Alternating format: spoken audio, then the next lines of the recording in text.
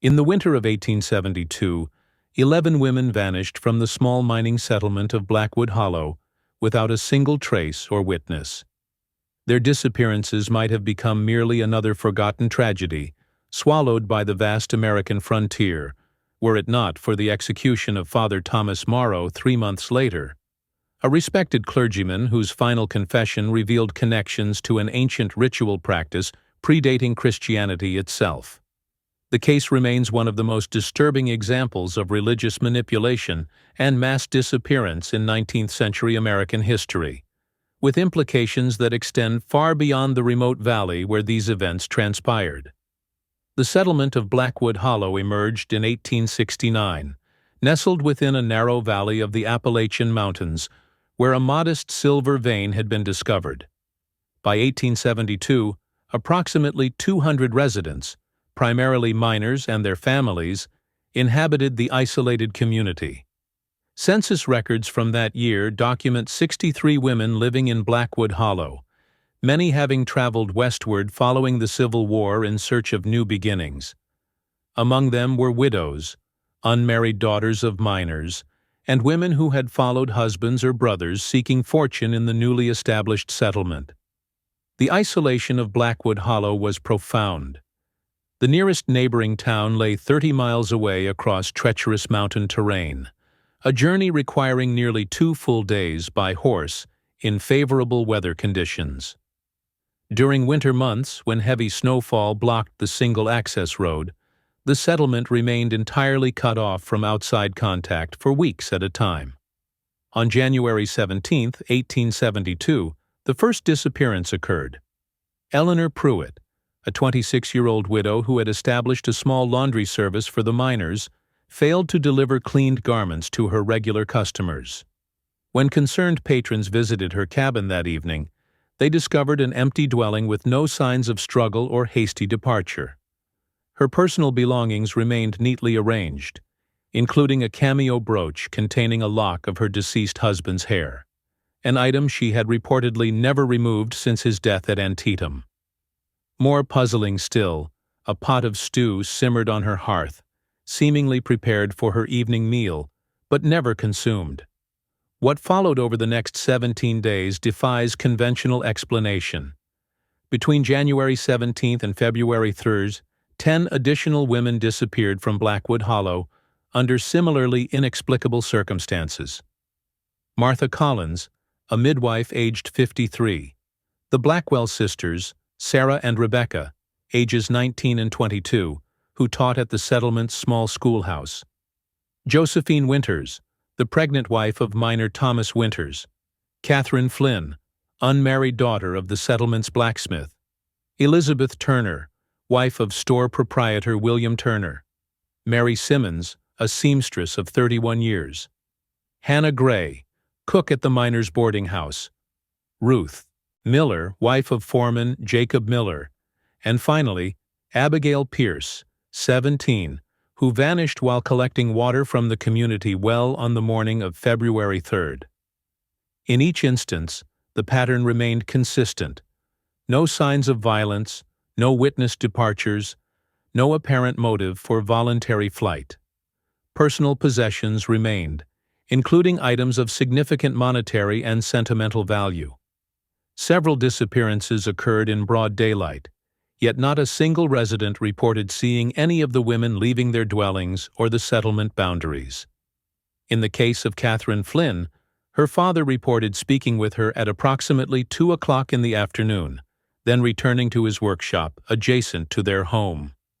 Upon re-entering the house barely 30 minutes later, he found her gone, her knitting abandoned mid-row on her chair, a cup of tea beside it, still warm to the touch. The community's initial response was one of bewilderment rather than alarm. Given the harsh winter conditions, the settlement's physician, Dr. William Hayes, suggested the possibility of winter hysteria, a poorly defined malady sometimes attributed to prolonged isolation and darkness. Perhaps, he theorized, the women had wandered into the surrounding forest in states of confusion. Search parties were organized, extending outward from the settlement in increasingly wider circles over the following weeks.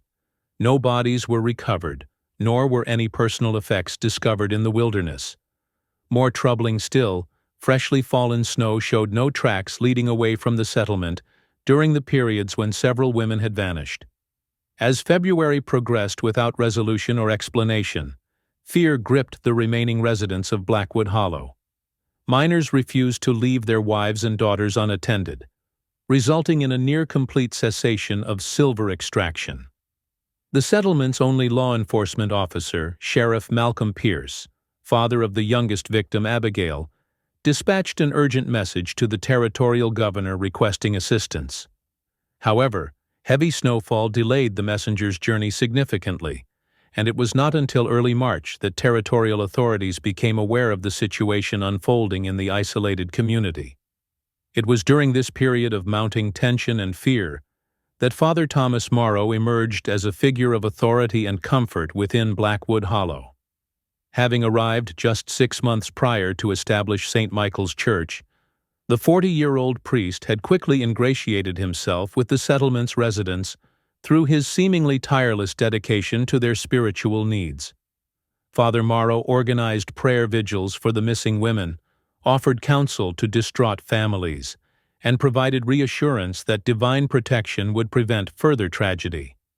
His commanding presence, described in contemporary accounts as mesmerizing and profoundly calming, appeared to soothe the community's collective anxiety. Under his guidance, daily routines gradually resumed, albeit with heightened vigilance. On March 12th, a significant development occurred. Sheriff Pierce, while searching through settlement records, discovered a disturbing correlation. All 11 missing women had visited Father Morrow for private confession within 3 days prior to their disappearances. When confronted with this pattern, the priest reportedly displayed no concern, explaining that most women in the settlement regularly sought spiritual counsel given the hardships of frontier life. He suggested the connection was merely coincidental, pointing out that many other women had attended confession without subsequently vanishing. The explanation satisfied most residents, who by this point had come to view Father Morrow as an essential pillar of stability amidst uncertainty. When territorial investigator Jonathan Harker arrived in Blackwood Hollow on March 22nd, he encountered a community divided between grief and an uneasy resumption of daily life. Harker's detailed field journals, preserved in the Western Territory's Historical Archive, document his methodical approach to the investigation. Unlike local authorities, Harker immediately focused his attention on Father Morrow, noting the priest's unusual degree of influence within the settlement and the suspicious timing of his arrival just months before the disappearances began. Harker's journals reveal that the investigator's suspicions intensified after interviewing Margaret Winters, sister-in-law of the missing Josephine.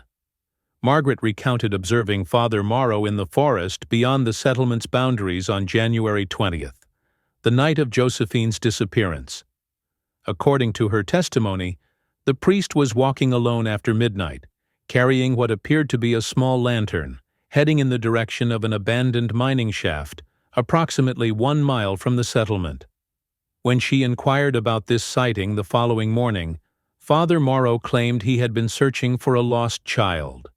Yet no children had been reported missing.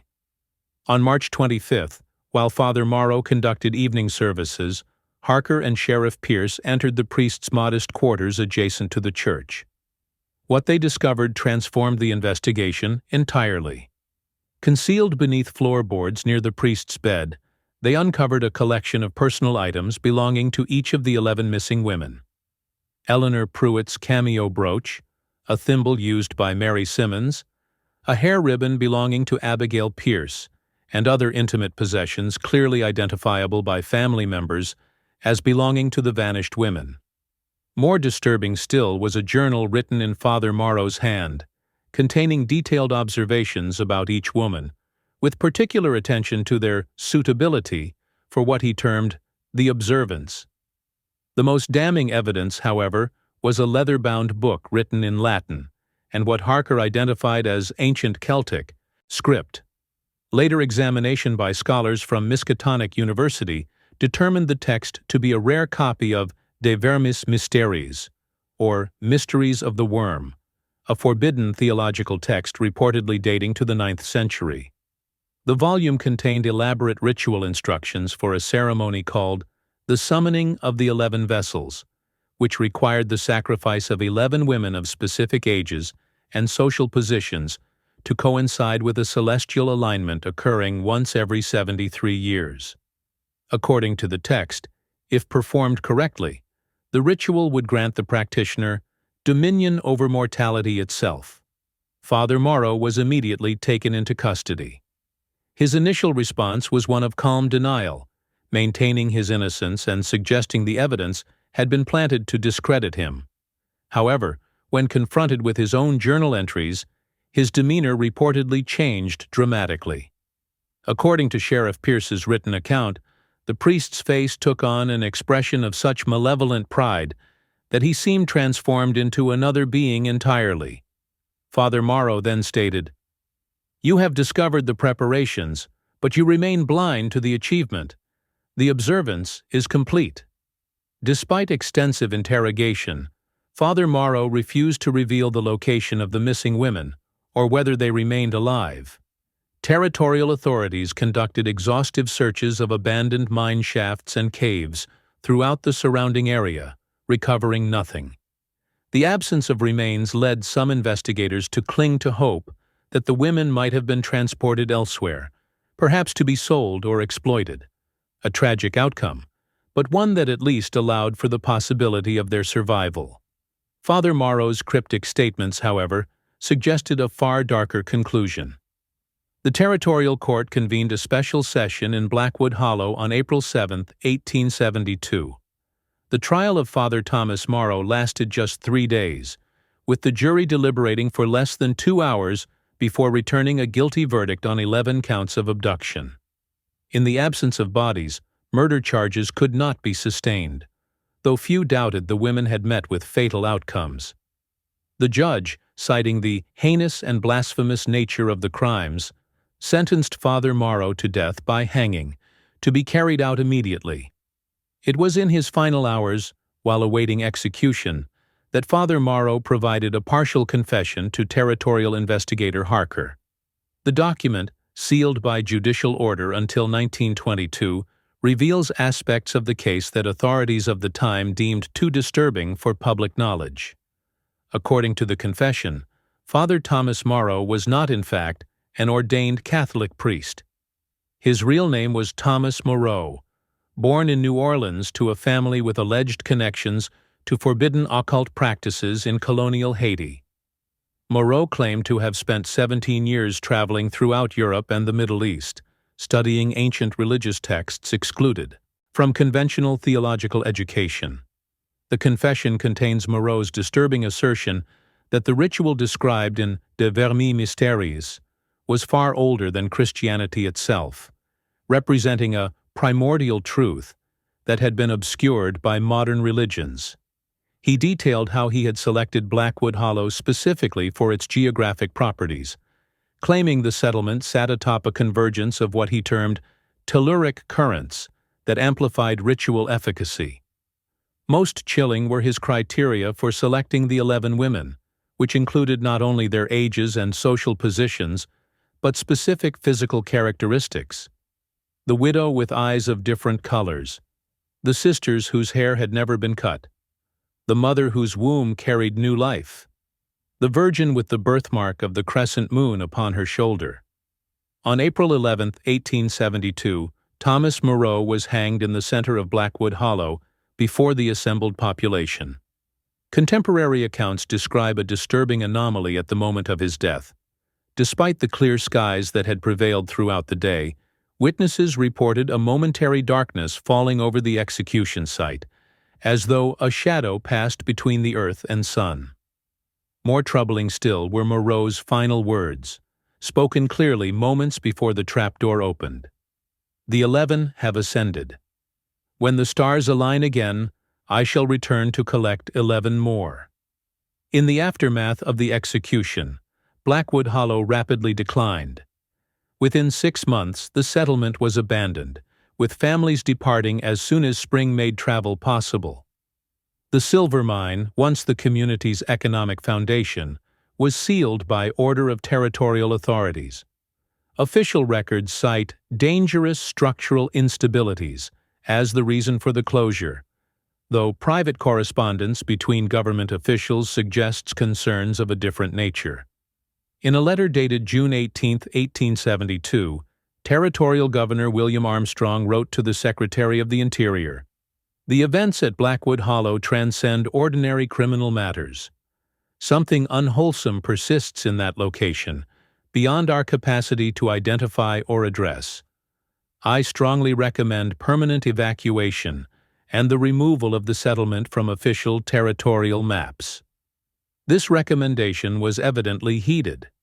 By 1875, Blackwood Hollow had been omitted from all official surveys of the territory. The access road was deliberately obscured, and within a generation, the settlement's existence had faded from public awareness.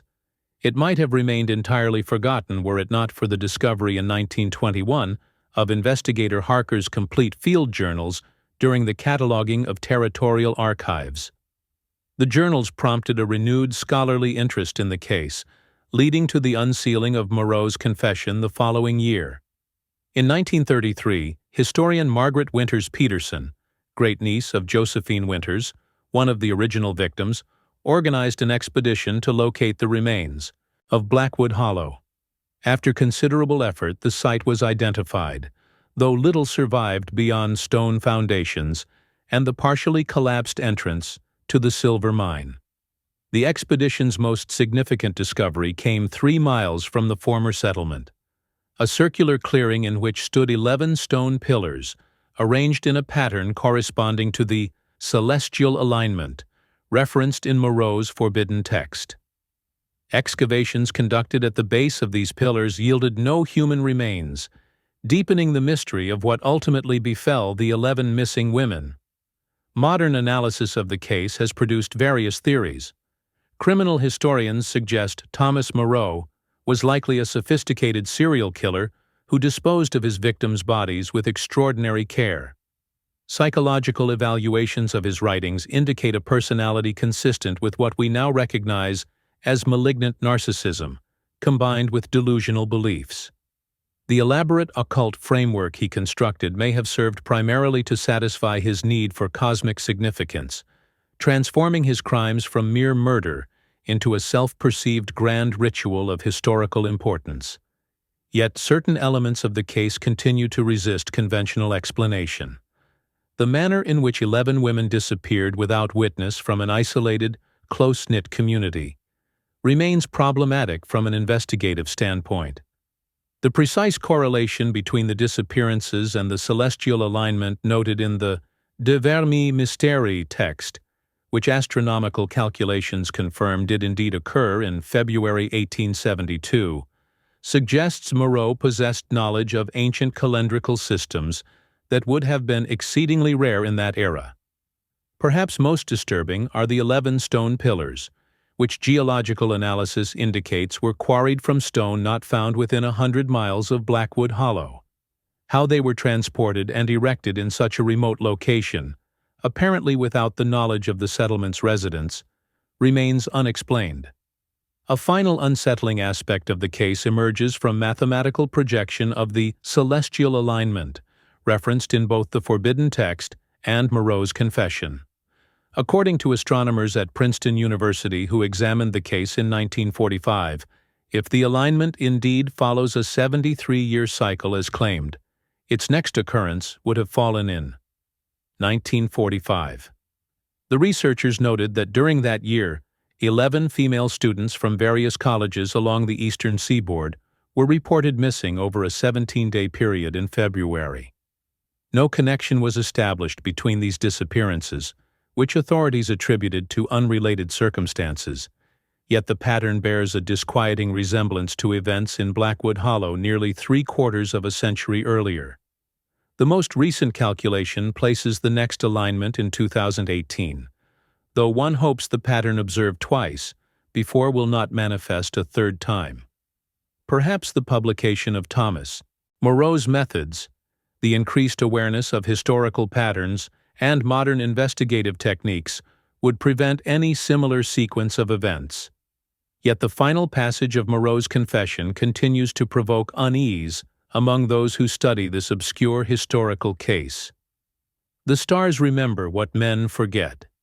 The alignment transcends time. The 11 must always ascend. I am but the servant of a cycle that began before your histories, and will continue beyond your civilizations. What truly happened to the 11 women of Blackwood Hollow in those winter days of 1872? Did Thomas Morrow murder them as part of an elaborate delusion, disposing of their bodies with remarkable skill? Were they perhaps transported elsewhere, victims of human trafficking on the lawless frontier? Or, as Morrow's writings suggest with disturbing conviction, were they somehow transformed through his ritual into something beyond conventional understanding? The historical record provides no definitive answer. The women of Blackwood Hollow remain absent, not merely dead, but fundamentally missing from the world. Their fate an enduring enigma from America's shadowed past. The abandoned site of Blackwood Hollow has never been developed in the century and a half since these events occurred.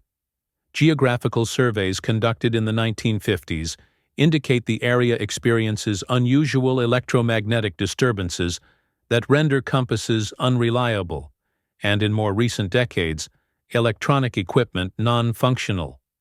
Local inhabitants of the nearest communities, now some 50 miles distant, report avoiding the location due to persistent folklore, suggesting those who venture too near the former settlement often experience missing time, periods of 1 to 3 hours that cannot be accounted for in conscious memory. In the Special Collections Archive at Miskatonic University, the original copy of De Vermis Mysteries, recovered from Thomas Morrow's possession, remains under restricted access. Scholars permitted to examine the text have noted that several pages appear to have been removed prior to its confiscation, specifically those reportedly detailing the completion phase of the ritual Morrow claimed to have performed. Whether these pages were destroyed by Morrow himself, removed by territorial authorities, or perhaps even retained by the priest as some form of occult insurance against his execution, remains unknown. Their absence ensures that the full nature and purpose of the summoning of the 11 vessels remains obscured, perhaps mercifully so. The case of the Blackwood Hollow disappearances stands as a dark footnote in American frontier history, a reminder that even as civilization expanded westward, carrying the light of progress and modernity, shadows sometimes lengthened rather than receded. In those remote places where human presence tenuously claimed territory from wilderness, ancient and unwholesome knowledge could sometimes find fertile ground to root and flourish. The 11 women who vanished during those 17 winter days in 1872 had journeyed west seeking opportunity and new beginnings. Instead, they encountered Thomas Morrow, a man whose ambitions transcended conventional criminality and ventured into realms of ritualistic darkness that 19th-century justice was ill-equipped to comprehend, much less address. Their stories, incomplete, interrupted, unresolved, echo across time as both historical tragedy and cautionary reminder. The human capacity for exploitation and cruelty needs no supernatural dimension to provoke horror, yet the peculiar details of this case continue to suggest something beyond conventional understanding. In the empty forests where Blackwood Hollow once stood, local hunters occasionally report a curious phenomenon. On winter nights when the moon is new, 11 lights resembling lanterns can sometimes be glimpsed moving slowly among the trees, always maintaining precise distance from one another, tracing a pattern that, if viewed from above, would form a constellation unlike any recognized by modern astronomy. The execution of Thomas Morrow brought judicial closure, but no resolution to the fundamental mystery of what transpired in that isolated valley. His body was buried in an unmarked grave outside the settlement boundaries, the location deliberately omitted from official records. a precaution against those who might seek to venerate or disturb the remains of a man whose crimes transcended ordinary categories of human transgression. The hanging rope, contrary to common frontier practice, was not distributed as souvenirs, but rather burned completely, its ashes scattered in running water, an echo, perhaps unknowingly, of ancient rituals for disposing of objects believed to be contaminated by malevolent forces. When Blackwood Hollow was abandoned in the summer of 1872, departing residents reported that the church built by Morrow was the first structure to be reclaimed by the wilderness. Within weeks of his execution, vines of unprecedented vigor engulfed the modest wooden building, their growth so rapid and extensive that by June, the church was nearly invisible beneath dense vegetation. These vines reportedly bore small white flowers that opened only at night, emitting a fragrance simultaneously sweet and putrid, so distinctive that horses refused to approach the site, and experienced handlers could not compel them to do so. By autumn, the structure had collapsed entirely under the weight of the vegetation, leaving only a mound of organic matter marking where St. Michael's Church once stood. The 11 families who lost mothers, daughters, sisters, and wives to Morrow's obscure purposes scattered across the expanding nation, most apparently seeking to distance themselves geographically and psychologically from the events at Blackwood Hollow. Their subsequent histories reveal patterns that some researchers find suggestive.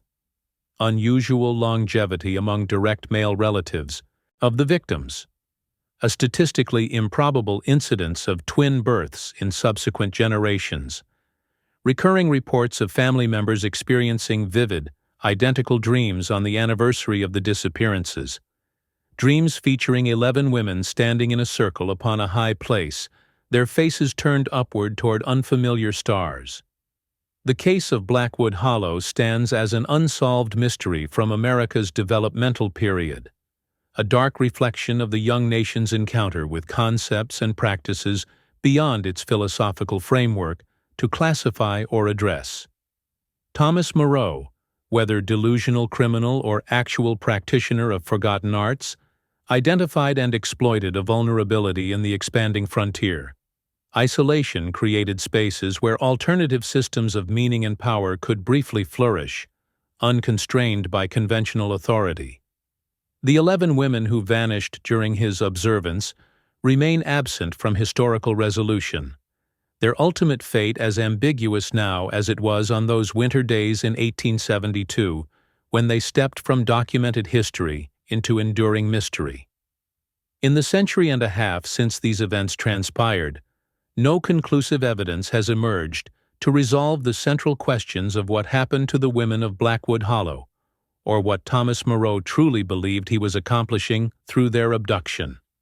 The case remains suspended between historical true crime and something more ambiguous, a narrative that begins with recognizable human malevolence but extends into domains where rational explanation falters and uncomfortable possibilities emerge.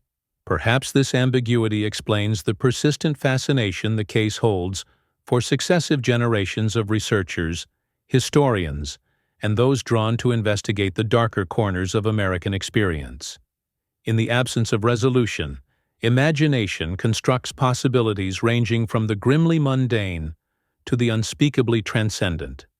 What can be stated with certainty is that 11 women disappeared from an isolated frontier settlement in the winter of 1872, that a man falsely presenting himself as a Catholic priest was executed for their abduction, and that his writings revealed preoccupation with an ancient ritual requiring the transformation of exactly 11 female vessels during a specific celestial alignment.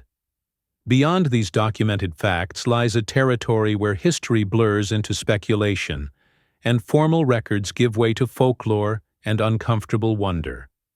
The women of Blackwood Hollow, their lives, their experiences, their ultimate fates, remain suspended in historical twilight, neither fully present in the documented past nor conclusively absent from its ongoing influence on our understanding of America's shadowed histories.